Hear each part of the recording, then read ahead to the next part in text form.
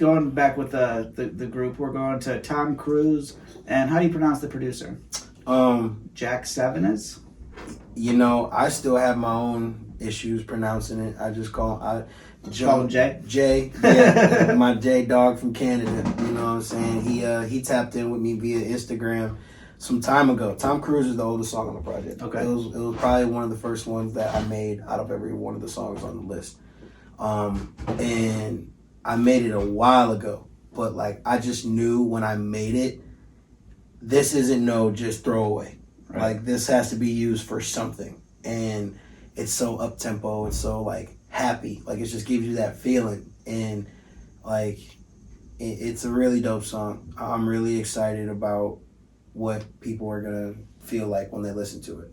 Because like the video, I have a really cool video idea for it. Since it's called Tom Cruise, I'm gonna do a lot of Mission Impossible type shit. I want to do a lot of different like movie scenes. Just remake it and act like I'm an actor. You know what I mean? Because like that's another thing that I love about this music thing, man. Is that like if people do it right, they can put a resume out for movie studios, TV studios, and stuff like that through your music videos.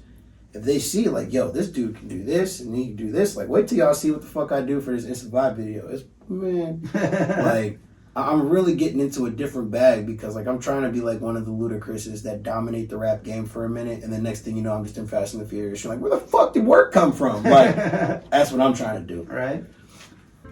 So you said the guy that produced this was from Canada? Mm-hmm. And he tapped in with me. He's just trying to get with somebody in the U.S., and he saw me. Sometimes you can them hashtags, man. They're a motherfucker. Right. Like, just because you put hashtag this, and then this person way over here sees it. Absolutely. That's really cool to me.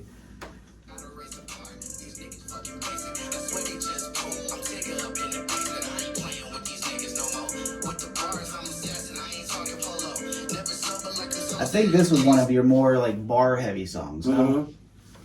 For sure, definitely. Which we need more J-Work bar heavy songs. I'm trying my best, man. I got a lot in the work. I can't wait for people to hear the song that I got with Edgewood. That's gonna be huge for Cleveland. So I just want to make sure that when I release it, that it's a good moment for me. Meaning, like, Ezri's already had so many accolades. He signed to Nas. He's on Snowfall. He's about to be one of the main characters on this new season. Like, he's been really doing it. Getting to a bag, applying for his kid, taking care of his family. Like, and that's, like, the bar that I set for myself. Right. And, like, I really want to get to a point where, like, you know, my wave's starting. And I can feel it. Like, you know, I've been putting in a lot of work with these Work Wednesdays and with this album in general. And when I drop this, and with my backing that I have now and like the people that I know and the network that I have, like I'm really gonna start making some waves. And I wanted to, out of respect for him, come correctly. You know what I mean? Like I didn't want this no-name motherfucker putting out a song with Ezri and people being like, oh, who the fuck is this? Like, you know what I mean? I wanted the shit to be right, and I wanted the timing to be right, and I wanted to solidify myself a little bit more and show people that I really am about this before revealing something that I've worked my entire career to get, and that was a feature from him. Because he's my favorite artist out of Cleveland, period. Well, what's that feeling like? I've had a couple artists that have had that similar experience, and it's always interesting, kind of like, you hear about the people, you know, what was that line that MGK had? The rivals or your idols are now your rivals or whatever. Like, what's that like? Kind of you're looking up to them, and then you're in the studio with them or collabing, however, and you're on the same playing field essentially at that point. What's that like for you? It was a lot of love, man, and a lot of appreciation because, like, I, for one, am one person who really cares about where I come from, and I care about people who make it out of where I come from. And, like, you know, I met Ezri, like, back in the day, like, when he was just working with Ray Jr. and putting out Ben Stylin', and he was really starting to get a buzz for himself around the city. And, you know, he was coming to 59th and Huff and 55th and Huff at our youth center, and he would come to like poetry jams and stuff like that, and like he would rap for us and I'd rap for him and his manager Jordan at the time. Everything just clicked now, not to cut you off completely, but now as I kept trying to place the name Ezri, and as soon as you said the youth center thing, I remember a post a while ago of kind of you foreshadowing of this. Yeah. That's been in the work for a long time then. And like back then, like Jordan, his manager Jordan Arusha, shout out to my dog, like I rock with my dude, man. Like, and he wanted to get me do a hook for Ezri at that point in the game, just because they thought my hooks were so dope.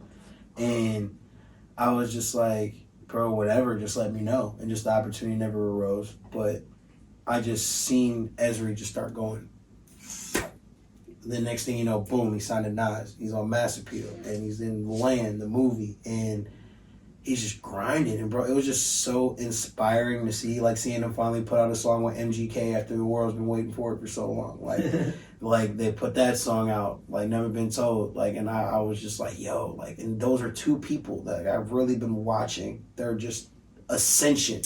Right. MGK and Ezri, like, it's just like, bro, like, I gotta set that bar of greatness for myself. And I really like, and being able to tap in with him and him pull up to the studio, Backwoods Road, light up, and my verse already be done just because I'm trying to be professional about this. Like, by the time he pulled up to the studio, I wanted my verse to already be laid down, recorded, right, ready to go. Like, bro, all you gotta do is just light this blunt, smoke it, and then walk in. Like, that's all you gotta do. And it amazed me because that whole process, like, I knew he was dope, but it was just like the fact that Buddy walked into the booth after hitting the blunt a couple times and dropped what he dropped in a matter of 20 minutes, not writing shit.